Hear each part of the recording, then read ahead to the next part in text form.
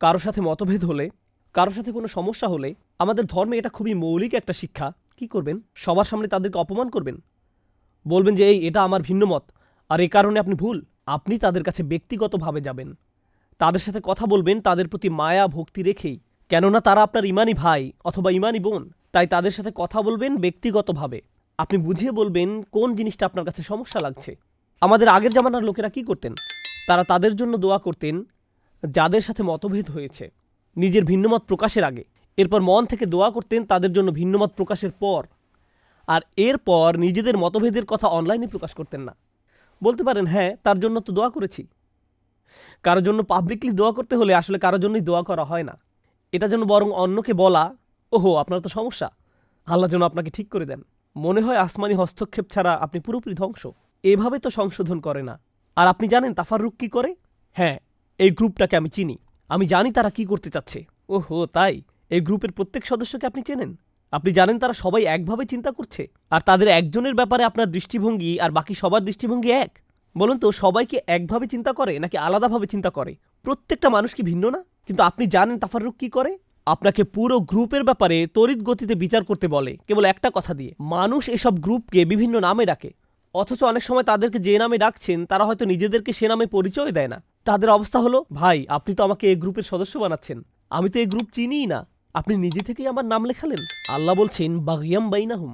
আল্লাহ এই কাজকে অপরাধ হিসেবে গণ্য করেন, কারণ আমরা এখানে এসেছি আল্লাহর বিধান মান্য করতে, আমাদের কোনো গ্রুপ মান্য করতে না।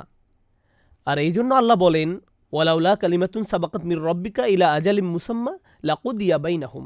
যদি না আল্লাহ ঘোষণা করতেন একটা নির্দিষ্ট সময় আছে, যে সময়ে তাদের কাজের শাস্তি দেওয়া হবে, তাদের ব্যাপারে অবিলম্বে সিদ্ধান্ত নেওয়া হতো, অর্থাৎ তাদেরকে শাস্তি দেওয়া হতো এবং চিরকালের জন্য তাদেরকে জাহান্নামে নেওয়া হতো তাৎক্ষণিক। কিন্তু আল্লাহ বলছেন না, তাদেরকে কিছু কালের জন্য ছাড় দিয়ে রেখেছি, শাস্তি হবে আখিরাতে। দুনিয়ার জীবনে ভয়াবহ কিছু ঘটে। ওয়া ইন্নাল্লাযীনা উরিসুল কিতাবা মিন বাদিহিম লাফি শাক্কিম মিনহু মুরিব। এজন্যই বিষয়টা ছিল আমাদের প্রজন্ম এবং আগের প্রজন্মকে নিয়ে। আল্লাহ বলছেন যখন প্রথম প্রজন্ম পূর্বের প্রজন্ম এই ধরনের মতদ্বন্দ্বের মধ্যে নিমজ্জিত ছিল, এ ধরনের বিতর্কের মধ্যে ডুবেছিল, এ কাজটাই তারা করে। আর জানেন পরের প্রজন্মে এক্ষেত্রে কি ঘটে? তারা এসে বলতে থাকে, দেখলে আমার গুরুজনেরা, মসজিদের মুরব্বীরা, তারা খালি বিতর্ক করে, খালি ঘৃণা আর ঘৃণা। তারা খালি একজন আরেকজনের সাথে মারপিট করে, খালি বলে এই লোক জাহান্নামে যাবে, সেই লোক জাহান্নামে যাবে, অমুক জাহান্নামে যাবে। আমি আর জানি না কে সঠিক, কি করব, কার কথা শুনবো? কারণ একজন বলে আরেকজন ভুল, আরেকজন বলে সেই ভুল। তো আসলে ধর্ম জিনিসটা খুবই কনফিউজিং।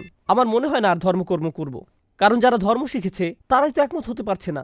আমি তো এত কিছু জানি না, মনে হয় না ইসলাম জিনিসটা আমার জন্য। আপনারা আপনাদের মারপিট চালিয়ে যান, আমি আর এসবে নেই, আমি চলে যাচ্ছি। পরের প্রজন্ম বিষয়গুলো দেখে আর আসলেই তারা ধর্ম থেকে দূরে সরে যায়।